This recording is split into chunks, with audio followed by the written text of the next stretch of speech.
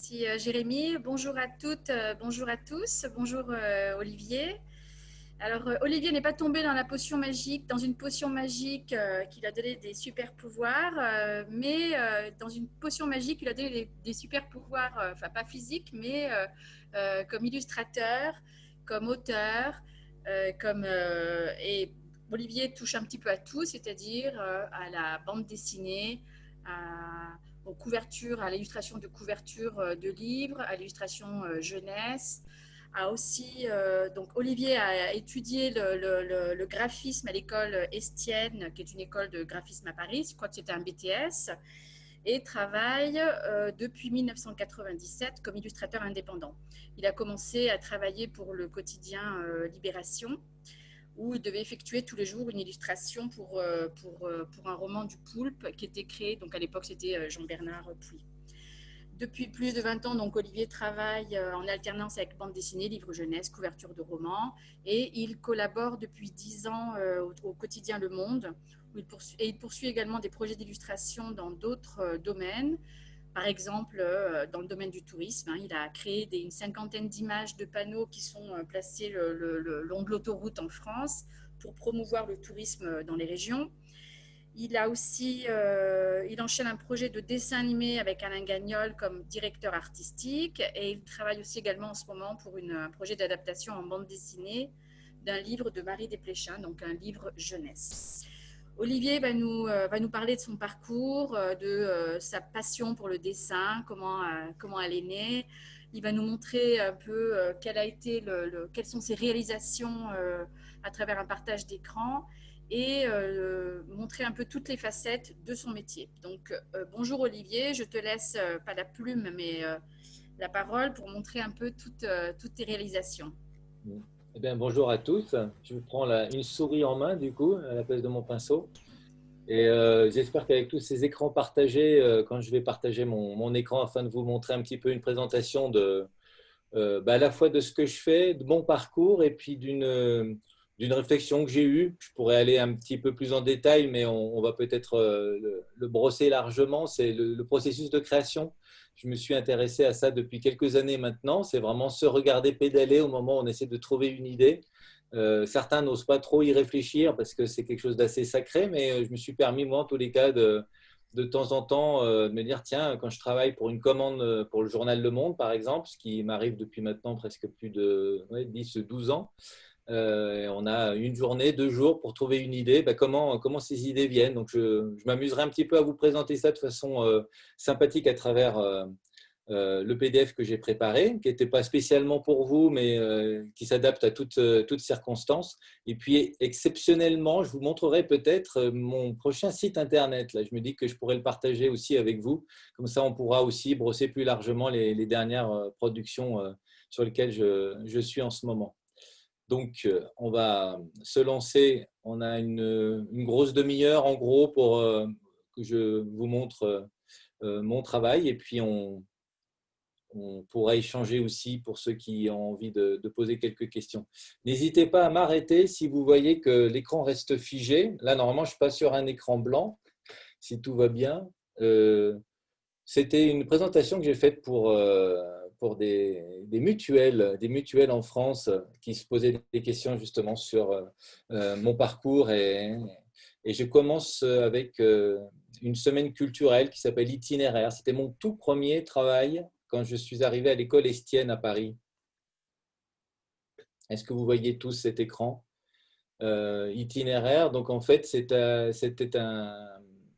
3-4 jours de conférences autour de ce thème-là. Et on avait la chance, étant à Paris, de recevoir quelques personnes illustres. Et puis, on m'avait demandé de faire une affiche pour cette semaine culturelle. Alors, pas à moi, c'était un exercice évidemment collectif pour toute la classe, mais ça a été le premier déclic. C'est-à-dire que j'ai refait une petite esquisse. Ma première idée, ça a été celle-ci. Et je me souviens très bien de mon professeur qui m'avait dit que là, j'avais fait un saut créatif. C'est-à-dire que pour y représenter, imager itinéraire, qui est un mot abstrait, je me suis imaginé une valise, et pas n'importe quelle valise, celle d'un grand voyageur comme Ulysse, avec les différentes étiquettes autocollants qui étaient très à la mode à l'époque. C'était permettait de pouvoir connaître l'itinéraire du voyageur. Donc cette image-là, c'est une conscience qu'à un moment donné, quand l'idée vient, on fait un saut. Alors cette idée, quand elle arrive, c'est toujours la question qu'on se pose. Est-ce que la première idée, c'est toujours la bonne? D'où elle vient? Comment on sait qu'une idée, elle est bien et pourquoi on continue à réfléchir à d'autres idées? À quel moment on peut se lancer dans la réalisation de cette idée? Est-ce que quand on a des bonnes idées, est-ce que c'est suffisant? Enfin bref, à travers cette présentation, on va voir comment ça fonctionne. Alors j'aime bien raconter ces débuts qui sont déjà très créatifs, parce qu'avec 4 camarades, on décide de monter un groupe d'illustrateurs et on va l'appeler les Dents de la Poule. Et c'est aussi parce qu'on était 4 illustrateurs avec 4 styles très différents qu'on s'est permis de démarcher avec un book, un portfolio commun pour montrer nos images. Donc, on a même aussi partagé les coûts financiers pour réaliser un petit catalogue. Donc là, on a réalisé évidemment un renard apeuré. Si les dents, pardon, si les poules ont des dents, le renard forcément est inquiet. Et c'est aussi une manière pour nous, donc c'était Frédéric Benaglia qui travaille aujourd'hui chez Bayard, Vincent Bourgeot qui travaille aussi aujourd'hui pour l'École des loisirs, et Laurent Richard qui travaille beaucoup pour Migrants et qui a fait aussi des livres comme, pour les tout petits comme Bali qui ont été adaptés en dessin animé. Là, je brosse très rapidement les profils de chacun, mais on a tous eu notre petit parcours et c'est intéressant de voir comment tout ça a été né. Et au départ, ça a été vraiment une initiative en se disant on va s'entraider. Et puis très vite, grâce à ces démarchages auprès de différentes personnes, et puis surtout des rencontres, ce que disait Daniel, j'ai eu la chance de rencontrer Jean-Bernard Puy, qui était un des créateurs du personnage Le Poulpe. Et je voulais faire déjà une adaptation du Poulpe en BD. Puis il me disait non, non, non, je voulais absolument qu'il soit le scénariste. Puis finalement, ça n'a pas marché, mais il m'a proposé en échange de participer. Il y avait un projet avec Libération à l'époque de publier quotidiennement pendant tout un été ce personnage. Et ça a été mes débuts dans le polar. Je salue d'ailleurs Pascal Fontenot, j'ai vu apparaître. C'est grâce à ça aussi que j'ai pu, lors de festivals de bande dessinée, rencontrer des personnes et continuer à faire un petit bout de chemin en faisant une BD avec Pascal, en faisant des couvertures pour Misio aussi par ailleurs. Olivier, ton écran est figé. Ah, bah On est voilà, resté sur la main qui dessine. la main qui dessine. Ah, mais voilà, c'est donc bien ce qui est arrivé la dernière fois aussi. Donc, je vais partager que partiellement. Je vais mettre Ça y est, ça marche. Allez, ça, c'est moi, ça. Donc, je reviens en arrière, pardon, hein, Voilà, donc on était sur la main. Ça, c'est toutes les questions qu'on se pose quand on veut faire le saut créatif. Je suis désolé, hein, ça va aller vite, mais voilà, la poule et l'œuf. Donc, le petit collectif des Dents de la Poule, ça aurait été dommage que vous manquiez les portraits de mes camarades. Le logo avec le fameux renard. Effectivement, je suis allé très très loin avec les illustrations aussi. Donc, pour le poulpe dans Libération, quand je mentionnais Pascal Fontenot, c'est grâce au poulpe aussi qu'on a pu se rencontrer et travailler ensemble. Et puis voilà, j'en étais là, les rêves d'enfant. Je pense que c'est important aussi quand on commence. Moi, évidemment, je voulais faire que de la bande dessinée. Puis, quand j'ai commencé à faire mes études à l'école Estienne, j'ai identifié très vite des lieux où j'aurais aimé pouvoir exercer, comme Je Bouquine, qui publiait les plus grands illustrateurs, en tous les cas ceux que j'admirais. Entrer dans une agence qui pouvait me représenter. Quand on a la chance d'être représenté par Prix Millenia, pour ceux qui connaissent un petit peu, il y a Matotti, Loustal, Vuillemin, enfin vous avez tous les plus grands qui sont chez cet agent d'illustrateurs. Et puis évidemment, publié chez le New Yorker, c'est la Mecque pour tout illustrateur, c'est un peu le lieu ultime où il fait bon publier. Et puis voilà, j'ai eu la chance au bout de 20 ans d'avoir à peu près accompli ces 3 étapes. C'est un peu comme Françoise Hardy qui disait qu'elle avait eu la chance d'accomplir tous ses rêves de jeunesse très très tôt, puis elle a commencé à penser à des rêves d'adulte. Donc là aujourd'hui, je fais comme Françoise Hardy, j'essaie de penser à des rêves d'adulte. Et pour commencer, je vais brosser largement effectivement les différents domaines dans lesquels j'exerce. Alors je ne sais pas si c'était bien ou pas bien, parce que c'est vrai que quand comme on dit, à trop embrasser, mal étreint. Donc j'ai fait un peu de carnet de voyage, notamment l'équipe. Ça a été un des plus beaux travaux qui m'a été donné de réaliser. C'était en 2003. un camarade me propose de partir dans 4 pays d'Afrique à la rencontre de sportifs d'athlétisme. Donc, c'était pour les championnats d'athlétisme en juillet. Et donc, voilà, c'est le portrait d'Hicham El Guerrouch. Je l'ai peint sur le journal marocain que j'avais trouvé là-bas. J'ai fait un carnet de voyage en revenant de Sydney après de nombreux séjours. Et puis, parallèlement, j'ai toujours aussi travaillé pour la jeunesse, notamment Wahid, qui est un de mes livres. C'est le 2e livre jeunesse que j'ai fait dans ma carrière. Et ça reste toujours un de mes préférés. Et puis, voilà, sur des thématiques souvent, comme vous pouvez le voir, chez Sherazade, Dieu merci, des sujets qui sont très ancrés dans la réalité. Chez Sherazade, j'aime beaucoup cette histoire. C'est une jeune fille qui s'imagine princesse dans un palais, un royaume abandonné. Et en fait, il s'agit d'une petite fille qui vit dans une cité HLM, environnée non pas de ronces comme elle le décrit, mais de bretelles d'autoroute. Et c'est tout un discours, une histoire qu'elle raconte, et puis les images montrent la réalité de ce qu'elle nous décrit. Dieu merci, qui est l'histoire d'un migrant, une histoire réelle que Thierry Lenat a rencontrée. Et puis après, il y a des choses, des dieux de l'Olympe, des plateaux de jeux. Voilà. Donc, ce qui est formidable en tous les cas en France, c'est qu'on a une production, un foisonnement et qui nous permet d'aborder toutes sortes de sujets. Et sinon, c'est vrai que dans d'autres pays, ça aurait été peut-être plus compliqué à réaliser ces ouvrages-là. Et puis, donc, la bande dessinée, puisque c'était un rêve de jeunesse, il fallait bien qu'à un moment donné, ça se concrétise. J'en ai réalisé pour la plupart, je crois que tous ceux qui sont là quand j'étais au Chili, je suis resté 9 ans au Chili quand même, entre 2007 et 2016. 2007 d'ailleurs, avec l'Institut français, un de mes plus beaux souvenirs, ça a été très rapidement finalement Pierre Christin qui a été invité à ce moment-là. On avait réalisé ensemble un atelier de bande dessinée. On ne se connaissait pas, enfin lui, il ne s'en souvenait pas. On avait disputé une partie de tennis, il adore le tennis. Et il ne se souvenait pas de moi, mais à juste titre, il n'était pas très remarquable sur le terrain. Mais voilà, quelques années plus tard, grâce à l'Institut français, on partage un moment formidable, en tous les cas pour moi, parce que c'est un grand monsieur de la bande dessinée. C'est quand même la personne qui a travaillé avec Bilal, avec Mézières pour Valérian. Et puis là, on réalise Robert Moses, c'est la petite image que vous avez en bas à gauche. Mais cet album est arrivé bien plus tard, en fait, gentiment après notre atelier BD qu'on a animé ensemble au Chili. Il m'envoyait de temps en temps quelques petits mails pour me dire qu'il avait bien aimé mes illustrations dans le monde. Et puis petit à petit, moi, je me suis me atrevi, comme on dit au Chili. J'ai osé lui demander s'il ne voulait pas faire une BD reportage avec moi. Et puis, quelques années plus tard, c'est lui-même qui m'a envoyé un mail en me disant « ça va pas trop mal marcher, la BD entre nous, est-ce que tu ne voudrais pas faire un nouveau projet ?» Et c'est Robert Moses, dont j'ai reçu encore aujourd'hui une version en polonais.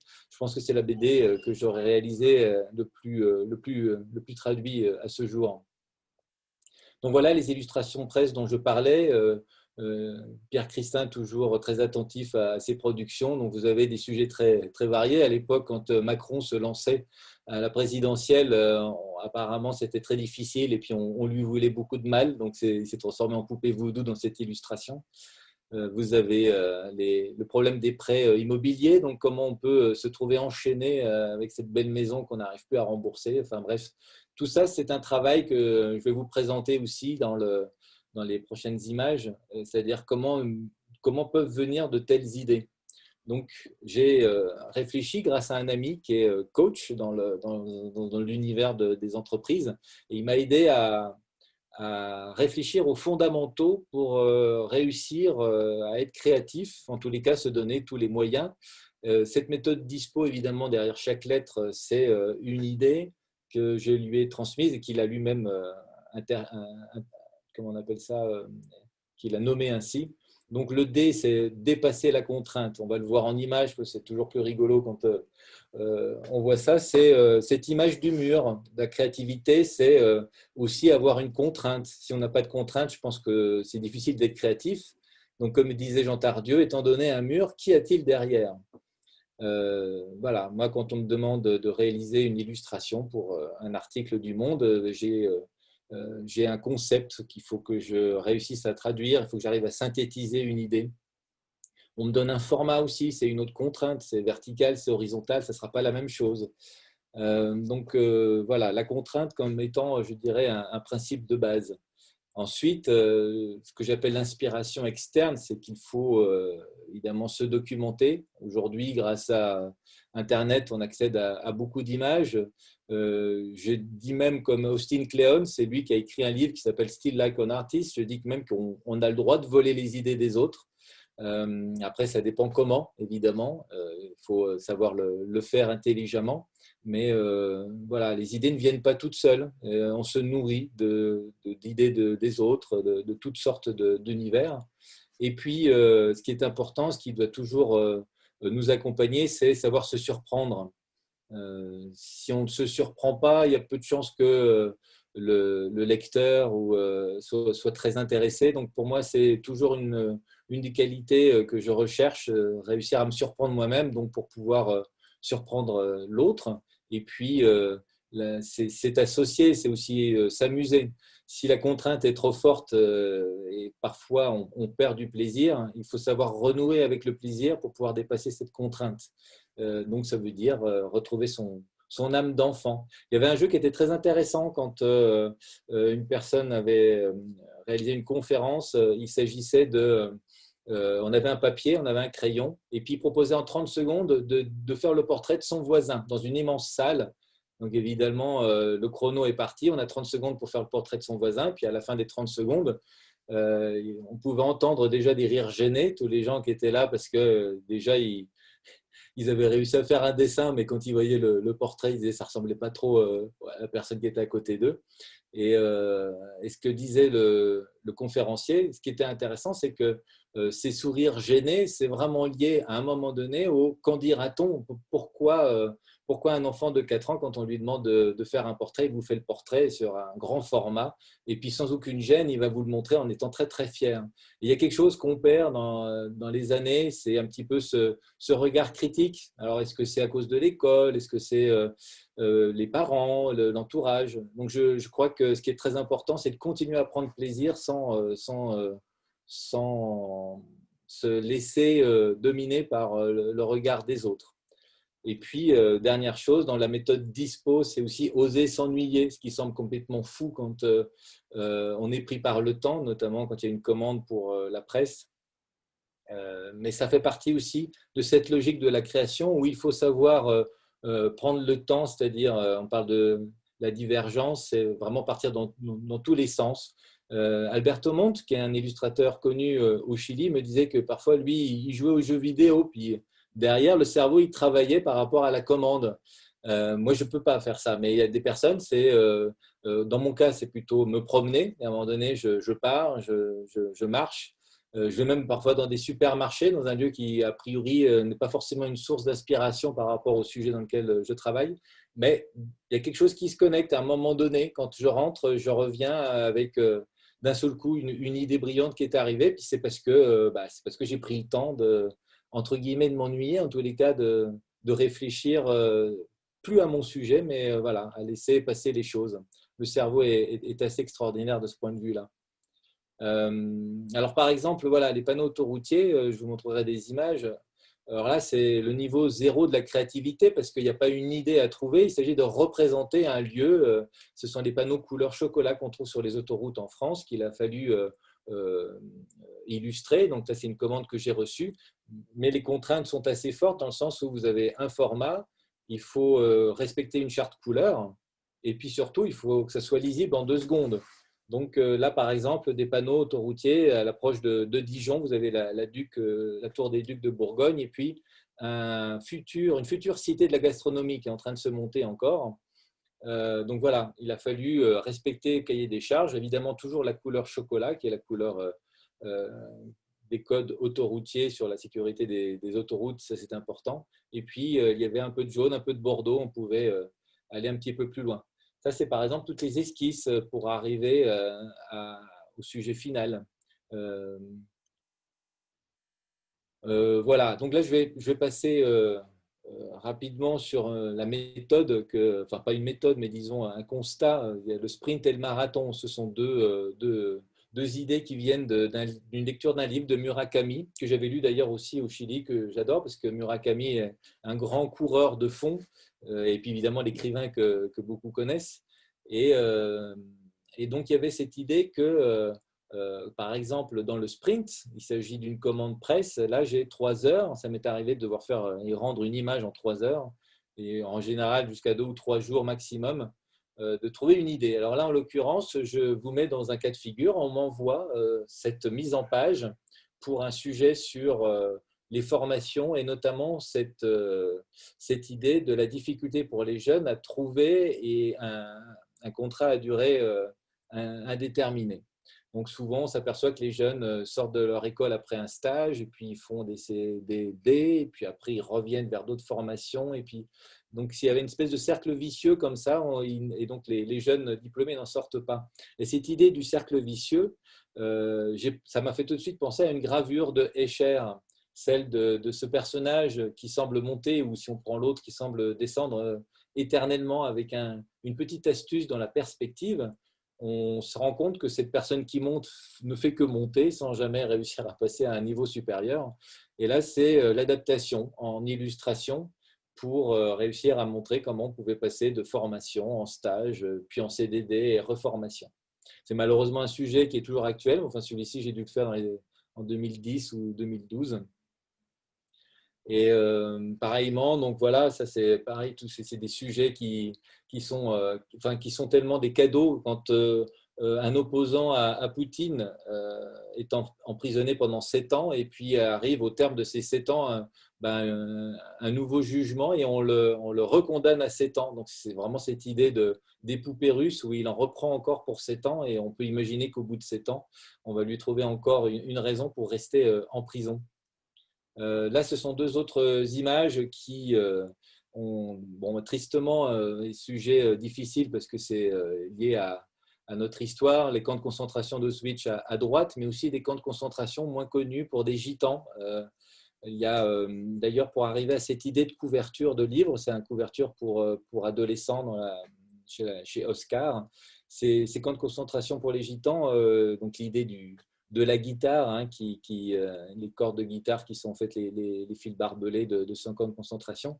C'est en voyant un film qui existe à la médiathèque, petit coup de pub pour l'Institut français, de ce réalisateur. Évidemment, le nom m'échappe maintenant, mais on va peut-être le trouver dans les chats. Je crois que ça s'appelle Liberté. Il a fait beaucoup de films sur les gitans et il y avait justement cette première image du film et on longe ces fils barbelés et il y a le vent qui souffle et on voyait les fils barbelés bouger. Et à un moment donné, je me suis dit, mais c'est comme les cordes d'une guitare. Et puis, c'est comme ça que m'est venue cette idée sur un sujet qui est toujours délicat à traduire en images. Voilà, et puis alors quelques astuces souvent en illustration. Je suis en train de réaliser d'ailleurs une sorte de catalogue. C'est pas un réservoir à idées, c'est pas un livre de recettes, mais quelque part il y a il y a des techniques. Par exemple, le roman à gauche s'appelle Le pianiste. Donc en représentant l'instrument et en figurant le profil, on personnifie un petit peu cet outil, cet instrument de musique. Et à droite, une illustration toujours faite au Chili et je crois 1 mois ou 2 avant le tremblement de terre qu'on a eu en 2008, c'est celui de Haïti. Donc là, c'était également l'idée de la silhouette, de la forme et de la contre-forme que j'ai usée, et avec cette image de la personne implorant et puis regardant le ciel. Quand le désespoir est à son comble, on ne peut plus que s'en remettre au ciel à ce moment-là. Une autre image qui n'est pas toujours facile à illustrer, puisque c'est celle de la cyberattaque, quand des espions s'introduisent dans votre ordinateur. Là, du coup, je le représente physiquement, mais avec des mains qui magiquement traversent votre écran d'ordinateur portable. Tout ça, c'était pour le monde aussi. Donc voilà le type de commande qui m'arrive de réaliser. Et puis, ce que j'appelle le marathon, c'est parce que j'ai des commandes de livres jeunesse ou de bandes dessinées. Alors là, du coup, bande dessinée, on peut compter 1 an, parfois 2 ans, ça dépend un petit peu du nombre de pages. On parle souvent aussi de romans graphiques maintenant, parce qu'il y a beaucoup de pages. Et quand je vous évoquais Pierre Christin, c'est né de ce petit dessin dans un de mes carnets quand je suis allé à San Pedro de Atacama. j'étais passé devant l'entrée de l'observatoire ALMA et on ne pouvait pas y rentrer, ce n'était pas ouvert pour le public. Je ne sais pas si ça l'est toujours d'ailleurs, mais j'avais très envie, une furieuse envie de pouvoir visiter ce lieu. Et puis, j'ai rencontré une personne qui travaillait à ALMA et puis je me suis dit qu'on allait pouvoir peut-être proposer à une revue qui s'appelle 21, une revue de reportage qui est largement illustrée et qui propose à la fin 30 pages de bande dessinée reportage. Et je ne voulais pas le faire tout seul parce que écrire une bande dessinée, déjà, c'est du temps. Puis en plus, là, c'était vraiment un reportage. Je me suis dit, il faudrait un journaliste. Et là, j'ai pensé à Pierre Christin, puisqu'il est aussi journaliste. C'est lui qui a co-créé, en tous les cas, l'école de journalisme à Bordeaux. Et puis, là, racontant les aventures de Valérian, cette agence spatiale, je me suis dit, c'est intéressant parce que là, on regroupait plusieurs facteurs qui justifiaient, en fait, ça paraissait tout à fait congruent de demander à Pierre Christin de m'aider à écrire le scénario de ce reportage qui nous décrit ALMA quand c'était encore au tout début, c'est-à-dire là, vous avez la page découpée par Pierre Christin. Il n'avait pas pris son ordinateur, donc il l'a fait à l'ancienne, il a écrit tout à la main. Et on est allé voir ces antennes qui n'étaient pas encore installées. Donc, il faut imaginer le plateau qui existe à ALMA, c'est l'équivalent de Paris Intramuros, hein. Et il n'y avait rien. On verra une photo à un moment donné, mais quand on y va, on creuse plutôt ce qu'il y a autour, les pétroglyphes, la culture qu'il peut y avoir sur place, mais voilà le plateau. Il n'y avait qu'une petite antenne de l'ESO installée, et puis le reste, c'était encore à mettre dessus. Donc voilà la couverture qui a été à la fois publié ou pré-publié par 21 dans un premier temps, et puis ensuite publié chez Casterman et traduit en espagnol, toujours avec l'aide d'ailleurs, je crois, de la traduction de l'Institut pour Ramanuta. Alors souvent, je prends cet exemple, alors c'est peut-être parce que j'ai travaillé beaucoup avec Arnaud Le Gouefflec aussi dans d'autres bandes dessinées, qui est un de mes collaborateurs, un excellent scénariste et musicien, et du coup, à force de travailler sur la musique, je me rends compte que toutes ces petites pages de bande dessinée, je les imprime souvent, ce qu'on appelle un chemin de fer. C'est le terme technique pour raconter toute l'histoire en petites vignettes. Ça se fait beaucoup pour la presse, quand on veut avoir une vue d'ensemble du magazine que l'on va sortir. Et je trouve que c'est un parallèle intéressant à faire avec une partition musicale. En tous les cas, pour ce qui est de la bande dessinée, on essaie de trouver du rythme, on essaie de trouver la mélodie du récit. C'est vrai pour un livre jeunesse et c'est vrai pour la bande dessinée. Et quand on l'a comme ça dans une vue globale, ça nous permet de voir à quel moment on va réintroduire un peu de silence, à quel moment il faut que ça se dynamise. Et alors, il y a une troisième étape. Je vous ai présenté le sprint, le marathon. Et comme dit Brancusi, c'est une chose que de voir loin et c'en est une autre que d'y aller. On a aussi le Ironman, qui est en fait la course suprême. Et quelque part, c'est l'image que je prends moi aussi pour parler d'une carrière. Au bout de 20 ans, on peut commencer à se dire il y a une carrière. Et c'est un livre que j'avais lu et découvert quand j'étais en Australie, que j'aime beaucoup. C'est un des chapitres de ce livre de Richard Bodd.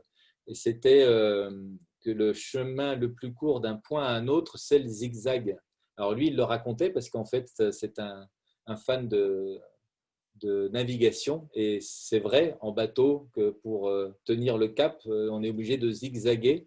Et là, j'illustrais un petit peu le défi que je m'étais donné quand j'étais encore au Chili. En 2012, j'avais envie de conquérir ce nouveau territoire qu'est les États-Unis. Et je me suis dit, le meilleur moyen de pouvoir travailler là-bas, c'est d'avoir un agent qui puisse me représenter là-bas. Et avant de pouvoir avoir cet agent, j'ai décidé de participer à des concours. Donc, il y a Communication on Arts, qui est une des revues très connue, très consultée par de nombreux directeurs artistiques. Donc, j'ai participé 2 fois. J'ai eu la chance d'avoir les 2 fois des prix. Je suis parti aussi là-bas en 2015. J'avais échangé quelques mails avec un agent qui s'appelle Marlena, qui avait beaucoup d'auteurs jeunesse, notamment Serge Bloch aussi, qui est venu au Chili, qui est représenté par Marlena. Et ce qui m'a semblé intéressant, c'est qu'il y avait dans cette agence des personnes qui parlaient français. Donc, c'était aussi pour ça que ça m'intéressait particulièrement d'être représenté par Marlena. Et bon, voilà, on s'est loupé parce que c'était 24 heures. Je n'ai pas pu y rester plus longtemps. Entre-temps est sorti Robert Moses et ça a été un best-seller aux États-Unis. J'ai eu la chance de travailler aussi pour le New Yorker. Je me dis, bon, avec tout ça, j'ai mis suffisamment d'étoiles à mon t-shirt pour pouvoir réussir à gagner mon agent. Et puis, curieusement, et la personne qui travaillait chez Marlena, qui était la française, qui traduisait les articles souvent illustrés en français, eh ben, elle est partie monter sa propre agence qui s'appelle aujourd'hui Artistique. Et c'est elle qui m'a contacté. Alors, ce qui est drôle, c'est vraiment voilà, cette image du zigzag, c'est qu'on pense aller quelque part. Et puis, la raison pour laquelle je voulais aller chez Marlena, c'était cette Française qui était dans son agence, qui est allée monter sa propre agence qu'elle a quitté d'ailleurs depuis, mais voilà, aujourd'hui, je suis représenté aussi toujours par Artistique. Et c'est vrai que ça m'aide pour continuer à promouvoir mon travail dans ce pays. Après, j'aime bien casser les idées reçues parce qu'on dit souvent, oui, le dessin, c'est un don. Alors moi, je dis non. Je pense que c'est certainement une sensibilité. Et donc, il y a des personnes qui sont plus sensibles que d'autres. Mais je crois que c'est aussi beaucoup un travail. Il faut savoir s'acharner, ne pas perdre espoir. Et puis, voilà, comme je disais, voler les idées. Alors, il y a deux colonnes. Il y a évidemment celui qui va honorer et celui qui va dégrader, celui qui va vraiment le pomper à tel point que c'est le style de cette personne, ou alors on va s'en inspirer pour faire quelque chose d'autre à sa manière, ou combiner d'autres images, d'autres idées pour réussir à concevoir sa propre image, sa propre idée. J'aime beaucoup ce livre de Austin Kleon. Je pense que pour ceux qui veulent se lancer dans le travail de création, c'est quelqu'un qui a eu de très belles inspirations justement par rapport à ça. Alors, pondre une idée, alors comment ça se passe? Bon, ça c'est juste une adaptation des chapeaux de la créativité que j'ai traduit en crayon de la créativité. C'est plus pour un travail de groupe. Je vais le passer un petit peu rapidement. Mais voilà, quoi, les trois étapes, je dirais, dans un premier temps, quand on commence à dessiner ce que j'ai fait, ce que tout le monde fait, ben, on commence à dessiner, à reproduire Picsou, on dessine Tintin, on recopie exactement et on apprend en copiant. Et puis après, évidemment, on apprend à transformer notre sensibilité grandissant. Et puis, notre culture générale aussi fait qu'on commence à acquérir des différentes sources d'inspiration et puis on finit par combiner toutes ces choses-là. Je pense que c'est vraiment les trois étapes qui font qu'à un moment donné, on arrive à percer avec un style a priori neuf, mais évidemment, il est façonné de plein de sources d'inspiration. Là, il y a eu un exercice qui est très intéressant. On imagine que on puisse, par exemple, je suis allé un peu trop vite, proposer plein d'idées. Pourquoi? Parce que, par exemple, un professeur de design sépare sa classe en deux. On a 10 élèves d'un côté, 10 élèves de l'autre. Et puis, au premier groupe, il demande à 10 élèves de travailler ensemble. Bon, ils sont 10 pour imaginer et concevoir une très bonne chaise. Alors, on se dit, ils sont 10 à travailler en équipe pour faire une idée de chaise et vraiment une très bonne chaise. Il les laisse là-dessus. Et puis, il va voir l'autre groupe de 10 élèves en disant, vous allez me proposer plein d'idées, mais même les plus absurdes. Je veux que vous explosiez d'idées. J'en veux 100, j'en veux 1000. Et même des chaises qui n'ont que deux pieds, je m'en fous. Je veux vraiment toutes les idées qui vous passent par la tête. Et ce qui est intéressant, c'est qu'évidemment, au bout d'une heure, on retrouve les deux équipes. Et là où il y avait une idée de chaise vraiment intéressante, c'était dans le groupe qui avait proposé le plus d'idées, plutôt que le groupe qui semblait être à travailler à 10 sur une idée de chaise fantastique. Et bien finalement, il ne faut pas hésiter à proposer beaucoup d'idées. Je pense que c'est vrai dans pas mal de contextes. Alors c'est vrai qu'avec l'expérience aussi, moi, je dois avouer que quand je suis pris par le temps, j'en propose pas tant que ça. Et puis, il me semble que le cerveau, c'est un peu comme un muscle aussi. On finit par avoir des idées qui sont assez vite justes d'entrée de jeu. Après, je dis s'engager à fond parce que voilà, faut croire en ce qu'on fait. C'est comme pour inviter une fille à danser. Si on est trop timide, ça va pas marcher. Et puis, faut s'imaginer déjà sur la piste de danse avec cette musique et en se disant je vais réussir à l'emballer, quoi. C'est cette confiance qu'on peut avoir en soi. Voilà, c'est pas donné à tout le monde, mais ça fait partie des choses. Peut-être que le talent, il est là aussi, hein. C'est vraiment une forme d'engagement total. Et bon, là, je passe rapidement. C'est toujours Murakami qui vient nous nous montrer qu'effectivement, lui aussi, il fallait qu'il s'engage. Et puis, voilà, ne pas s'épuiser non plus. Il y a des moments, ça ne marche pas et il faut savoir accepter la chose. Moi, je suis plutôt partisan de me dire que une vague est là et si les choses sont fluides et qu'elles se font, c'est qu'il faut suivre cette vague-là, sinon on s'épuise.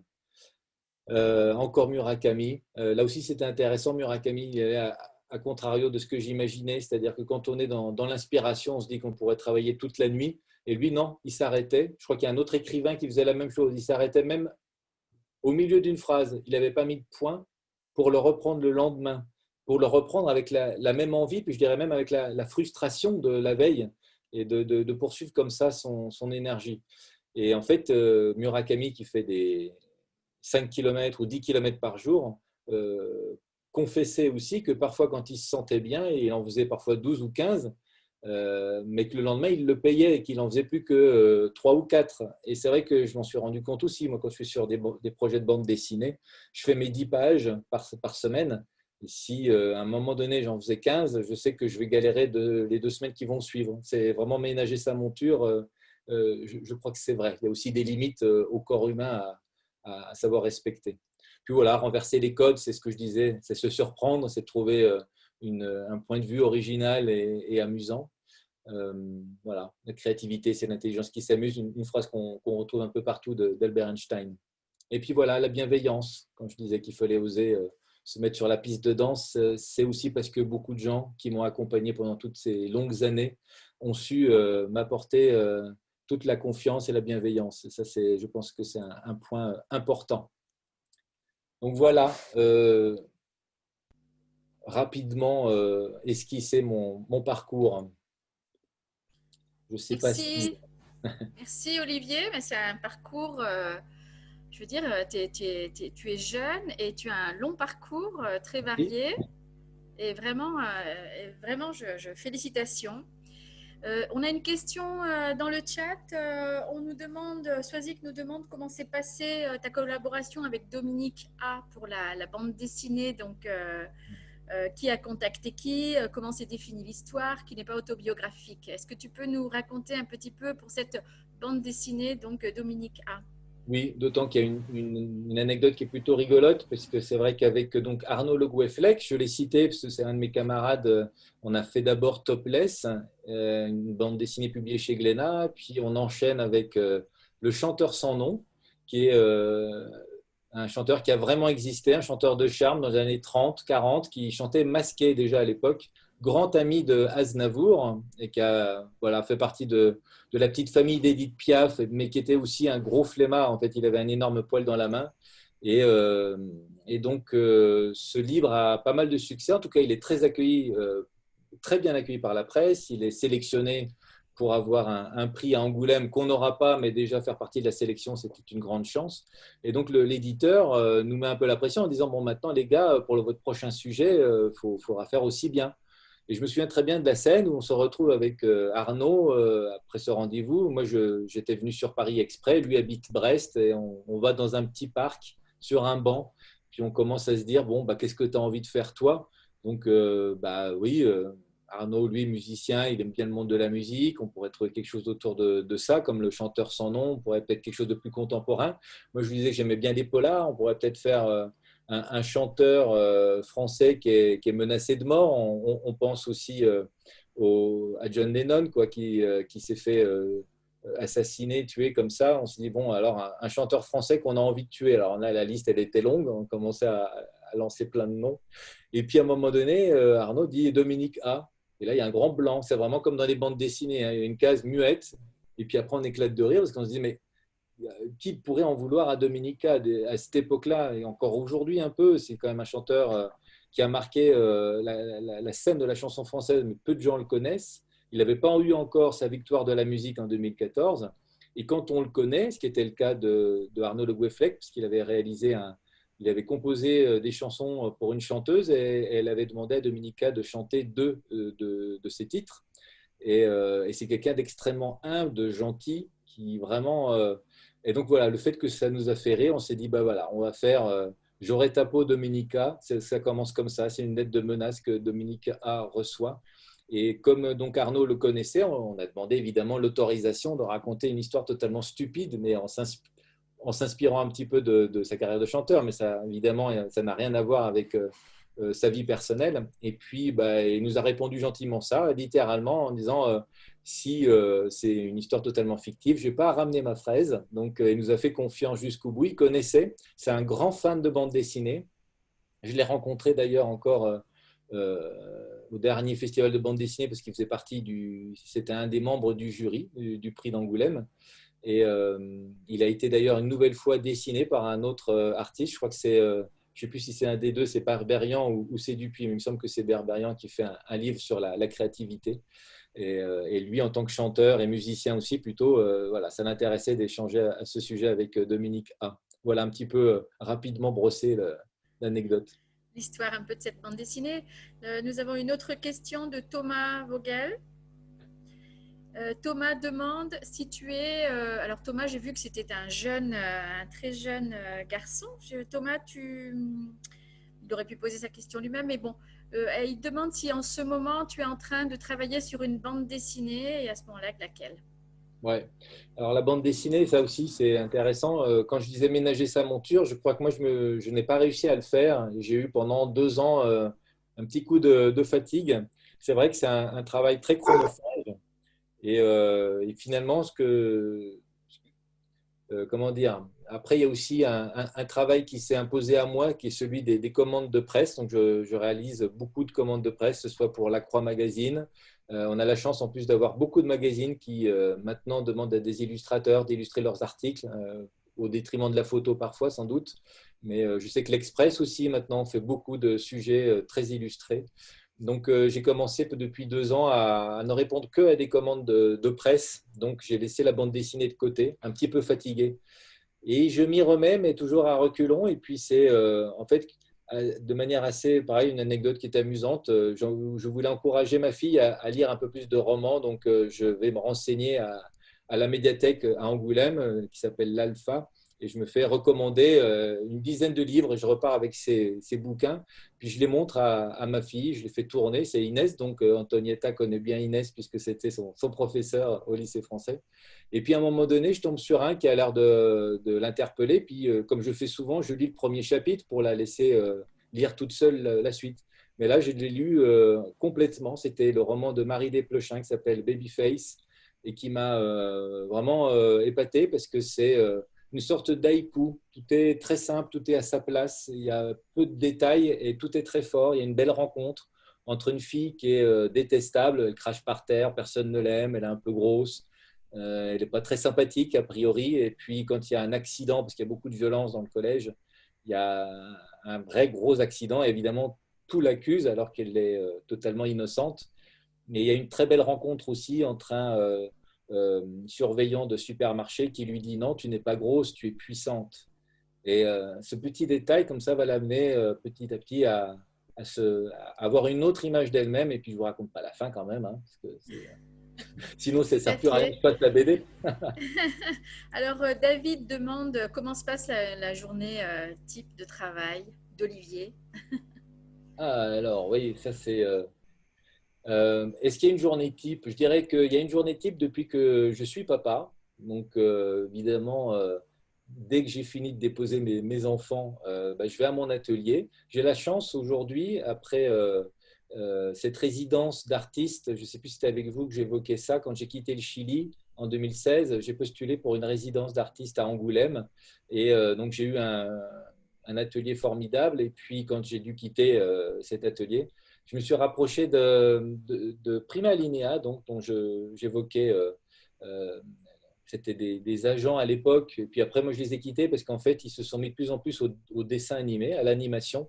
C'est à eux qu'on doit La Tortue Rouge et puis le dernier, L'invasion des ours en Sicile par Matotti.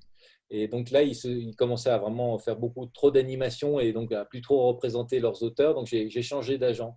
Et je les ai retrouvés, alors par hasard, mais finalement non, au marché d'Angoulême, parce qu'en fait, depuis 20 ans, ils sont et à Paris et à Angoulême. Leurs enfants ont grandi à Angoulême. C'est un couple qui a monté Prima Linea et 3.0. Ils ont un nouveau projet aussi avec, c'est les petits scoops, avec Michel Azavanicius, celui qui a fait OSS 117, il va adapter en dessin animé un roman assez osé, La plus précieuse des marchandises. Et en fait, ce qu'on ne sait pas forcément, Michel Hazanavicius a un très bon coup de patte, il dessine très bien.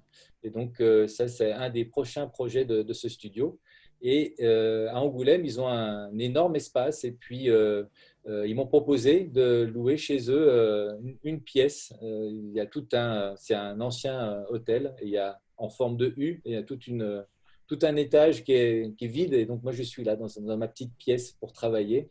Et donc, ça commence comme ça la journée. J'arrive dans cette pièce. Et puis, en général, je dresse un petit peu comme un agenda, hein, comme le cahier de texte. On a matière français, maths, etc. Donc là, je sais que j'ai en ce moment, pour parler très concrètement, une commande je pourrais vous montrer d'ailleurs les images aussi, pour La Croix Magazine, pour une prochaine couverture et un sujet assez touchant sur les otages de l'hypercachère. Donc, il y a un jugement qui va être fait après de nombreuses années, et puis la difficulté des otages à témoigner après tant d'années et de raconter encore une fois le cauchemar qu'ils ont vécu. Donc, je dois faire une image pour ça, ce qui n'est pas toujours évident, évidemment. Et puis, je dois faire aussi mon site internet que je n'ai pas terminé et je me suis donné comme objectif de le faire en septembre. Donc, j'alterne entre ces deux-là.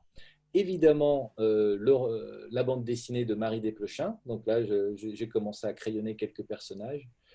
Bernard Friot, que je connais bien aussi, que j'ai rencontré, qui s'installe à Bordeaux, qui est l'auteur de Histoire pressée, qui est un homme magnifique aussi, et puis d'une créativité dingue, qui était venu aussi au Chili et que j'ai eu la chance, pareil, de côtoyer pendant des ateliers. Donc, je suis allé le voir. Il vous embrasse évidemment tous, chers amis de la médiathèque de l'Institut. Et il m'a gentiment proposé aussi un texte. Donc, voilà, je réfléchis à ça en parallèle. Voilà, plusieurs dossiers sur le bureau. Un très bon auteur en littérature jeunesse. Et d'ailleurs, Jarim nous dit que c'est son plus beau souvenir d'avoir travaillé avec Olivier et justement lors de la fête de la lecture, la fête du livre à la Célène avec Odette Michel et Bernard Friot. On se souvient donc. Ouais, une petite anecdote, parce que voilà, c'est un monsieur qui est incroyable. Enfin, deux anecdotes d'ailleurs. Une dont j'ai pu être témoin quand il lance son activité pour créer de la poésie. C'est pas évident d'écrire de la poésie et en fait, ça rejoint un peu ses méthodes de créativité. Quand il demande aux élèves d'écrire leurs poèmes, il ne demande pas d'écrire ça sur n'importe quoi. Il va demander, dans la feuille A4 qu'on leur a remis, de découper une forme, donc un carré, un rond, un triangle. Et c'est dans cette forme-là qu'on commence à écrire. Et ça veut dire quoi? Ça veut dire que c'est un principe tout simple, mais c'est de se dire que déjà, la forme de sa page induit quelque chose. Et moi, par exemple, en tant qu'illustrateur, souvent, quand je mets un jus de couleur, s'il est bleu ou s'il est jaune, c'est pas comme attaquer sur une page blanche. J'ai déjà quelque chose qui m'aide. C'est tout bête, mais souvent ce fond jaune m'aide à enchaîner les étapes. Quelque part, ce qu'il nous proposait, c'était un peu la même chose.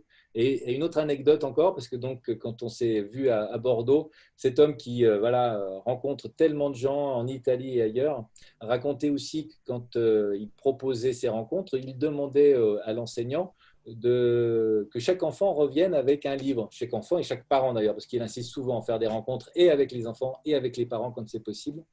Et donc, quand il disait un livre, il spécifiait bien que ce soit une BD, un article de presse. Pour lui, un livre, c'est ça, c'est la lecture dans le sens le plus générique du terme. Et puis, quand il arrive pour son intervention, il voit un enfant qui est venu avec un magazine de pêche, des articles de pêche à acheter.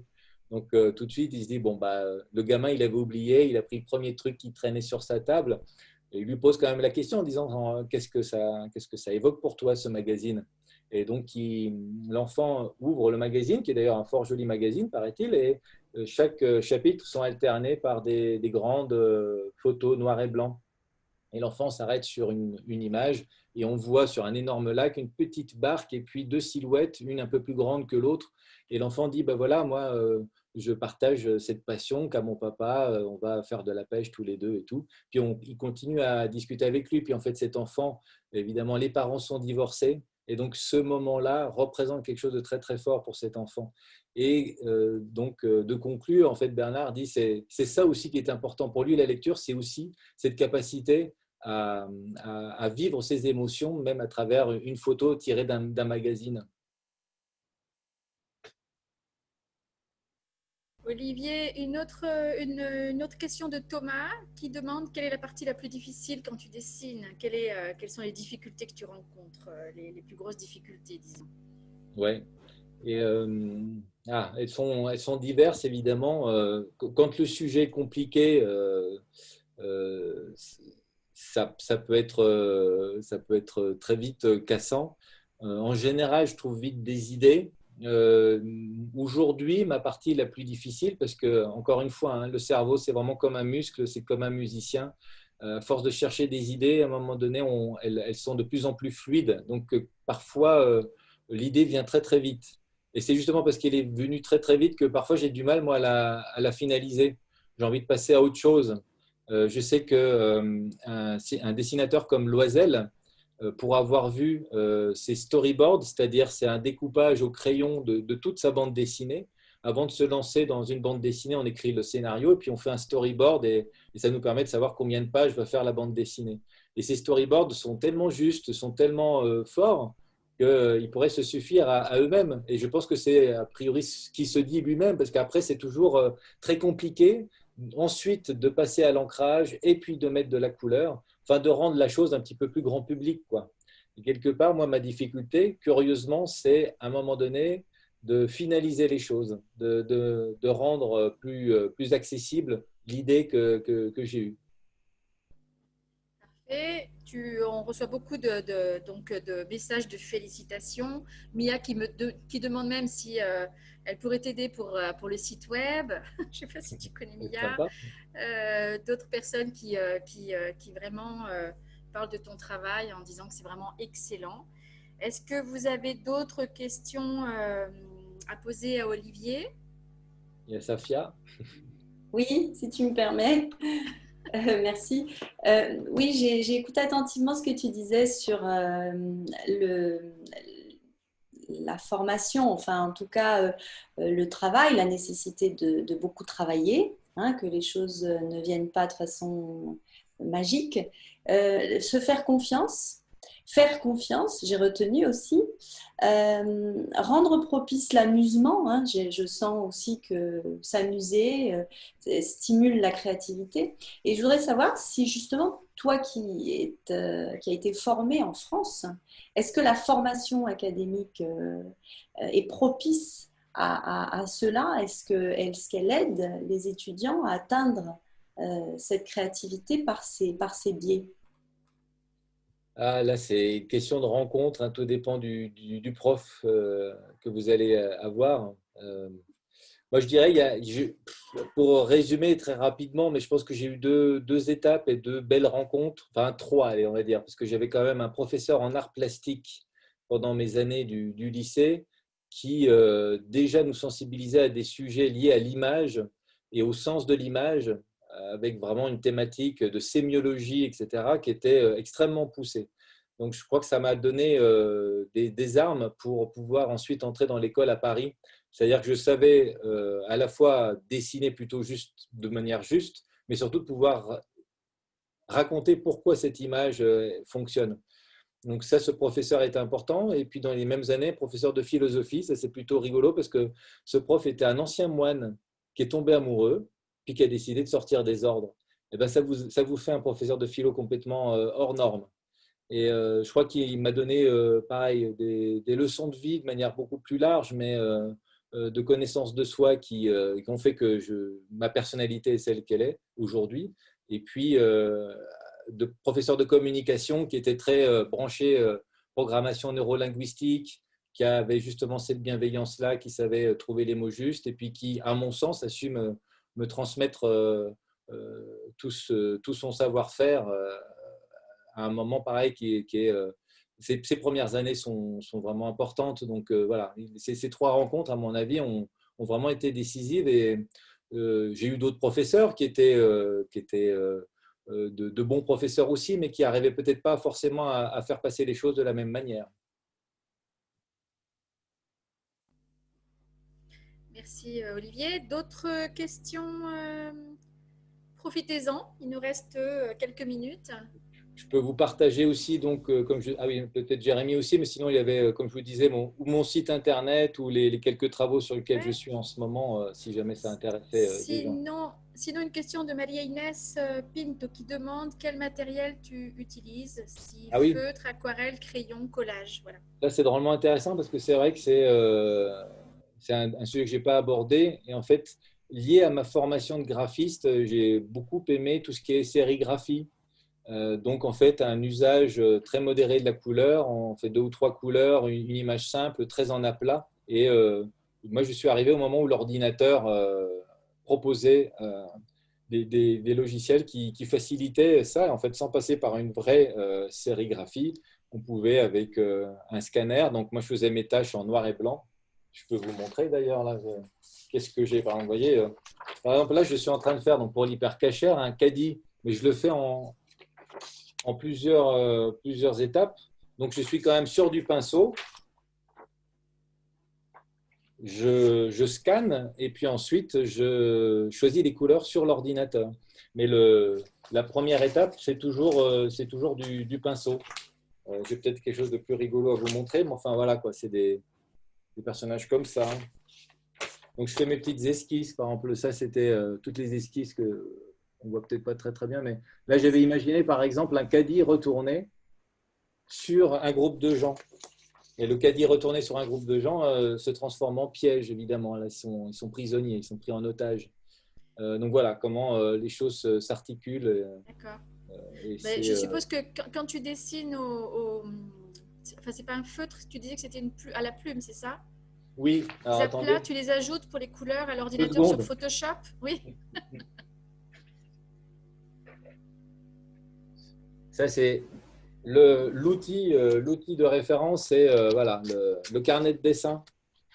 Donc, vous voyez, par exemple, les outils que j'utilise aussi, ça peut être de l'aquarelle, Tout à fait. des feutres. Alors, récemment, j'ai fait des dessins au feutre. Là, par exemple, ça, c'est le projet de Babyface, par exemple. J'étais en train de chercher les personnages. Là, je les dessine un petit peu sous toutes ces formes, avec des indications de couleurs. J'essaye par exemple, là, de la rendre. Elle va sourire qu'une fois dans la bande dessinée. Ou alors des gestes en disant, tiens, comment elle pourrait être avec ou sans son bonnet. Tu fais des Et puis, collages parfois? alors, du collage, rarement, ça, c'est des feutres, pinceaux qui sont soi-disant aquarellables. Ils n'étaient pas du tout aquarellables. C'est des dessins que j'ai fait quand j'étais en Ariège. Puis voilà, après, je fais toutes mes petites histoires sont là. Des fois, je m'amuse juste à faire ça. Parfois, je scanne ça et puis je le garde comme matière pour. Par exemple, j'ai fait beaucoup de matière aussi à l'éponge, qui permet que quand je travaille mes couleurs, que ce ne soit pas des aplats trop informatiques. Et je viens ajouter dans mes couleurs ce travail de matière. D'accord. Et d'autres, alors attendez, donc d'autres questions? Non, pour l'instant, je crois on a fait un peu le tour de toutes les questions de l'Assemblée. Et Olivier, nous te remercions au nom de l'Institut français. Je voulais aussi remercier. Et puis, moi, j'aurais eu plein de questions, mais c'est vrai qu'on ne va pas rouvrir le débat parce qu'il y a aussi beaucoup de choses que Olivier a abordées dans d'autres conférences cette semaine, le rapport aux lieux dans lesquels il a vécu, notamment celui où il vit actuellement, le Chili. Il y a beaucoup de choses à partager encore. Mais aussi le remercier parce que par rapport au cycle qu'on met en place, c'était intéressant d'avoir le point de vue d'un artiste sur le processus créatif. C'est aussi le sujet du cycle, donc c'était très stimulant aussi de ce point de vue-là. Et puis le réalisateur du film dont tu cherchais le nom, juste pour répondre au quiz, c'était Tony Gatliff, je pense. Voilà, Le négatif, je l'ai vu passer dans les. Ouais, super, merci beaucoup. voilà. Un point. Et Oui, non, en tout cas, un grand merci parce que ça rapporte encore une pierre à cet édifice qu'on est en train d'essayer de construire. Et puis, on vous donne rendez-vous. Peut-être je peux l'annoncer maintenant. Donc, à la mi-septembre, la date, je crois que c'est le 19. Le 22 septembre. 22, voilà, juste après les Fiestas Patrias. Peut-être, Daniel, tu peux dire 2 mots sur la prochaine session? Oui, alors Ou notre programme Stéphanie? créateur d'aujourd'hui, oui, on va laisser Stéphanie peut-être en parler. Voilà, vas-y Stéphanie. Oui, donc le 22 septembre, on aura une conférence à l'Institut français sur la conservation d'œuvres d'art. Et on aura deux invités, Andrea Araos, qui est chilienne, mais qui est actuellement en train d'étudier pour un doctorat en France et qui est restauratrice de vitraux, et Émilie Baudet, Elisa Baudet, qui est restauratrice de peinture et qui travaille en France, mais qui pensait s'installer cette année au Chili. Et bon, les événements ont fait qu'elle a décidé pour l'instant de rentrer en France, mais en tout cas, elles partageront un petit peu leur profession et tout ce qui va autour de la conservation d'œuvres d'art. Et puis plus globalement, comme vous avez pu le voir, on essaye de varier un petit peu, d'être de plus en plus présent sur les réseaux en proposant des concerts en ligne avec Matou Canassienne, les festivals de cinéma français, les festivals de cinéma en ligne avec des films français comme le service. Donc je vous invite à regarder bien le site de l'Institut français. Il y aura sûrement aussi, je pense, une prochaine rencontre de l'Institut français. Peut-être, Safia, une conférence début septembre. En effet, le 8 septembre, prochaine rencontre en ligne, cette fois sur le thème de la violence. Violence politique, violence en général. Donc voilà, beaucoup de rendez-vous. Je voulais ajouter que vous pouvez trouver la plupart des albums et bandes dessinées d'Olivier Balèze à la médiathèque de l'Institut français. Alors, pour l'instant, nous n'avons pas encore mis en place un service de prêt. Ça va bientôt avoir lieu, certainement en courant septembre. Et vous avez pour l'instant, de toute façon, la possibilité d'accéder à la médiathèque, à la bibliothèque numérique CultureTech. Vous pouvez vous inscrire gratuitement pendant 3 semaines et profiter de toutes les lectures et justement une bibliothèque très riche en bande dessinée. Ouais. Voilà, et des nouveautés. Merci, voilà, donc rendez-vous bientôt et encore un grand merci à Olivier pour ses différentes interventions et bravo. Merci à beaucoup. Tous. Arbeit, comme on dit en Belgique.